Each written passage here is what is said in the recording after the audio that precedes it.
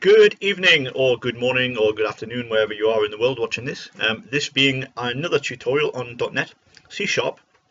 And in this tutorial, I'm going to attempt to explain the concepts of interfaces within your application. Before I do that, I want to give a big shout out to Rob Miles. Rob Miles is a lecturer. He is a lecturer at the Department of Computer Science in the University of Hull. And he has written the C Sharp programming yellow book, or whatever it's called. It's called the Yellow Book, which he's made freely available, which goes through basically everything that you could want to know about C Sharp. So feel free to download it. Go to robmiles.com/c-yellow-book, and then you will end up with a PDF like this one. And you can just read to your heart's content. Now, back to interfaces. I've decided to do this tutorial using this PDF as a basis. What we're going to do is we're going to create a small console application, and it's going to simulate the functions of a bank machine, so that you can perform actions against your account, such as sort of withdraw money, pay money in, see your current balance, etc., etc. Now, how to explain interfaces? An interface is kind of in simplified terms, it's kind of an index of methods which are available throughout classes and subclasses. Rob has attempted to explain this in his book. Let me just find it. He says, at the interface level, I am not saying how it should be done. I am instead just saying what should be done. So it's basically, to illustrate that, the interface is a list of methods which determine what functions you can carry out within your application. The methods themselves are the actual work. And it allows you to, as you'll see in a moment, to have various different methods applied to the same class, depending on which class you want to use. Sorry if that's a really bad explanation, but I'm trying my best. Let's just jump into Visual Studio, because I think doing this this way will be a lot better. So what we've got is we've got a console application. If you think about it, if you come up to the bank machine, what you want to interface with is your bank account. So with that in mind, we have created an interface called iBankAccount, and the variable is _my_account, which will be used throughout this application. Pretty standard console application. We've got a main method which simply asks us to enter a command. Now, the command being either normal, good credit, or VIP. When these commands are entered, they are processed by this method down here, processed commands. As you can see, we've got a normal, good credit, VIP. And what they do is, depending on which one you select, it instantiates my account with the appropriate class. So with a normal command, we instantiate a bank account class. With good credit, we instantiate a bank account with overdraft class. And the VIP command, we instantiate bank account for VIP class. Now, both of these, the VIP and the overdraft, these are child classes of a bank account. Now, if we go to the bank account, you can see let's go to the interface first. Here's our interface, iBankAccount, which is a list of methods which all bank accounts should have. So between these three classes here, we've got normal bank account, which is the parent class, base class. We've got bank account with overdraft, which is a child class. We have bank account for VIPs, which is another child class of the bank account. So these two are the children, and this is your main base class. But throughout these classes, you end up with these three methods. It's just these classes perform these methods in different ways, depending on which one you're operating on.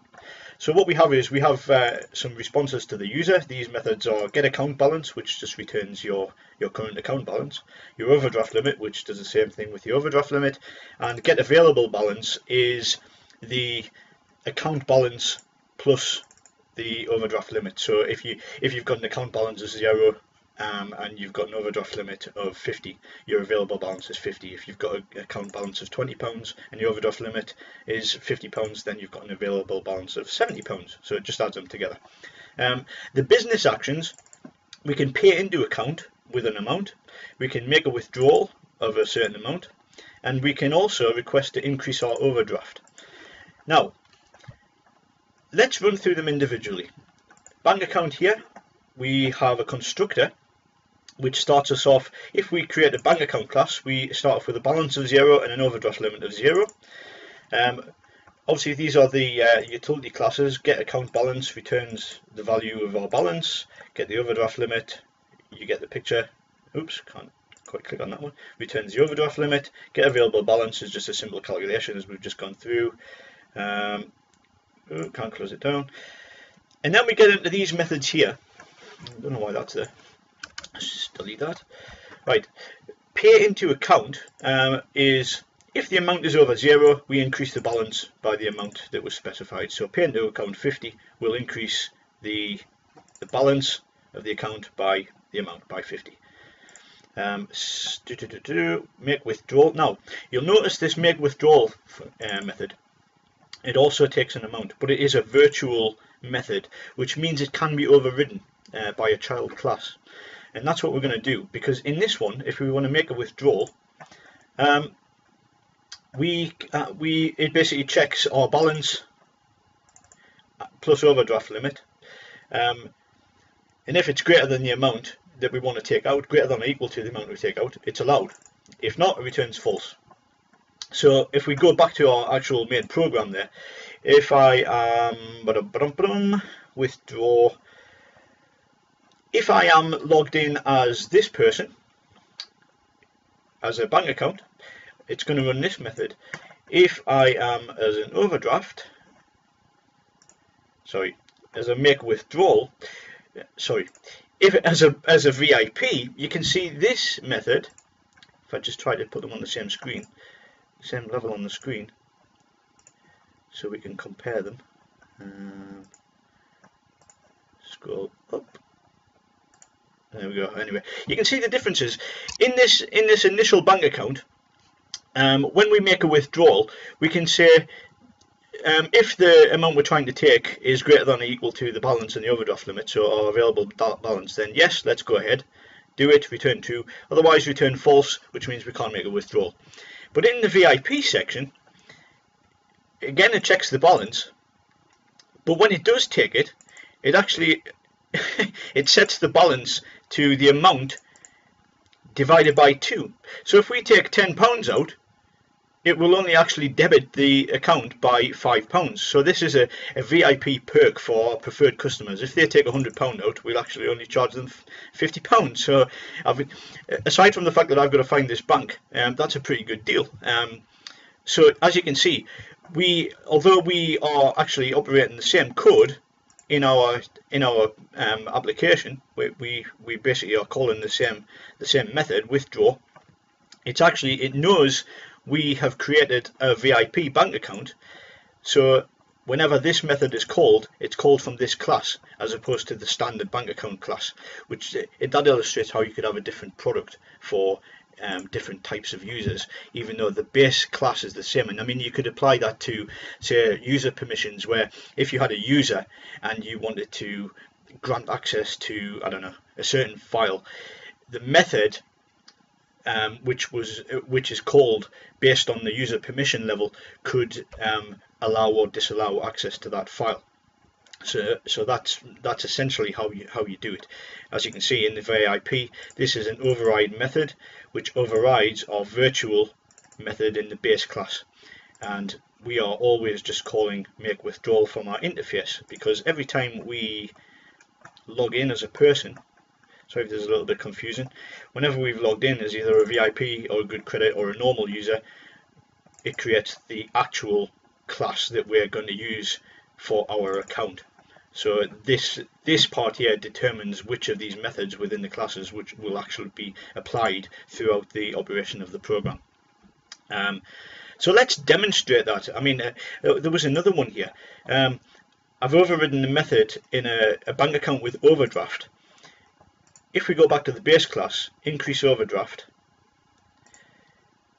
if we want to increase the overdraft, we by default return false in the base class. Now, if we already have an overdraft, that is overridden with an overdraft limit increase every time of £100. You can see it increases the overdraft limit and return true, so that we know that the overdraft is being increased. With the VIP user, that same method, we don't actually have one.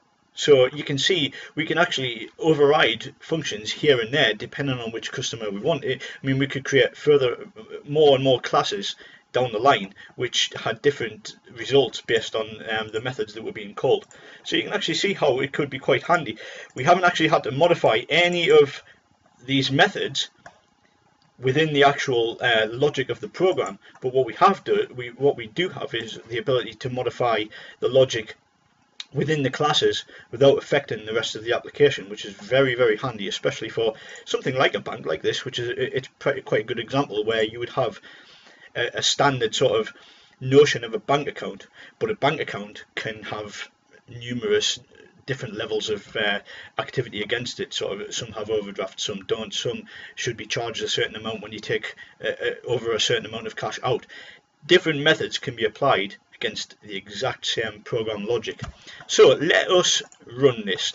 Let's have a go. So let's start debugging. It's going to ask us what type of user we want to log in as. So what we'll do is we'll type in normal. So this is an instantiation of the base class. This is bank account.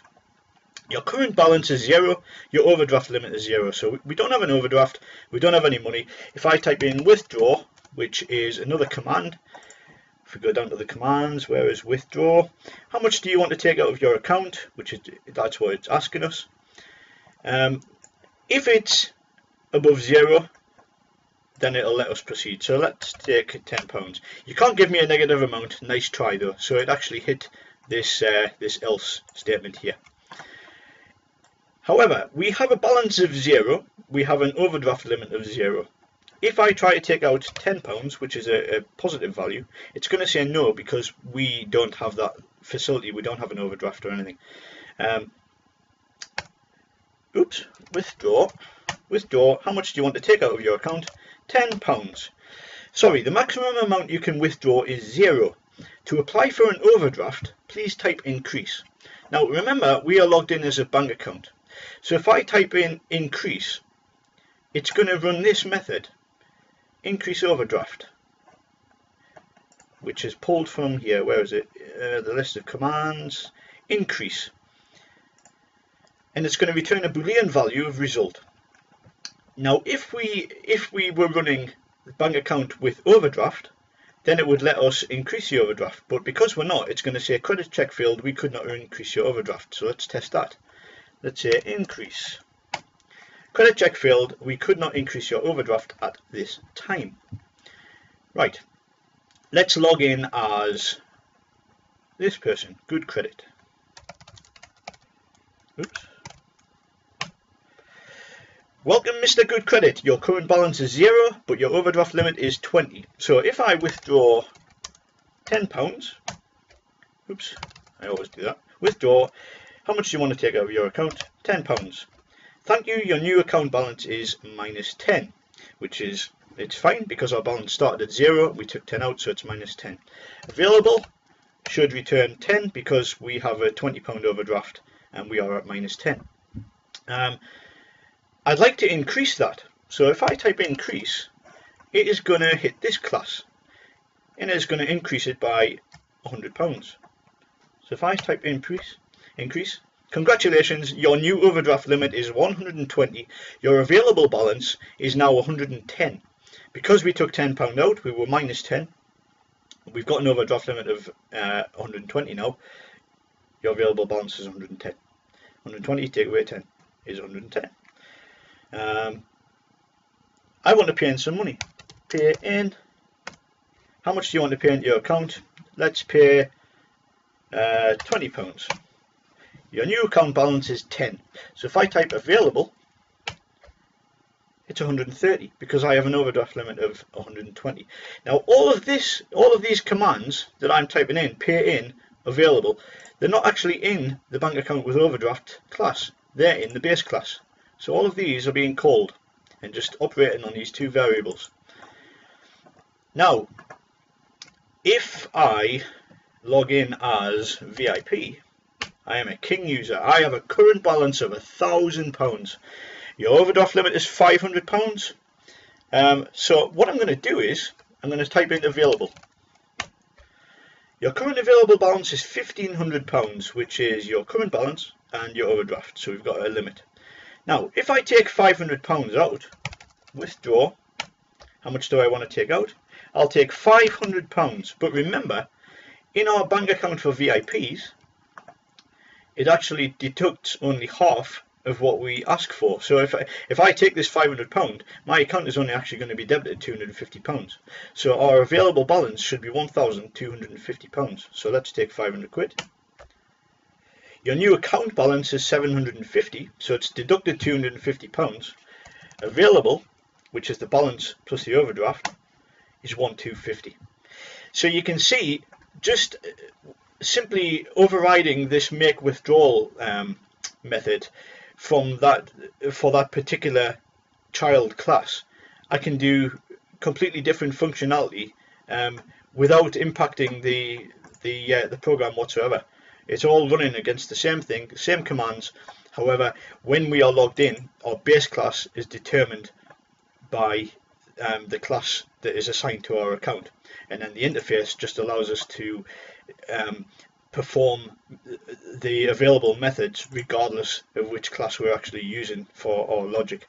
And then obviously when these are called, the logic is worked out by the compiler to determine what actually gets carried out at runtime.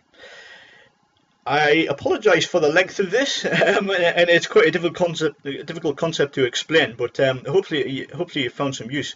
I'll put this code on GitHub or something, so you can download it. I mean, it's insecure. Please don't create a bank and use this to sort of serve your customers, because, well, in fact, tell me if you do, because I'm going to apply for a VIP account, given that I get sort of 500 quid and you only charge me 250. So yeah, no problem at all. Just email me, steve@larneylogic.com. Subscribe if you like, because I wouldn't want to miss it. And look out for more videos. If you've got any suggestions, just leave them in the comments, and I will do my best to let you know how to do other things in C#, because some things are sort of best illustrated with a video rather than reading from a manual. I hope you found this helpful. Thanks for watching. Alright, cheers.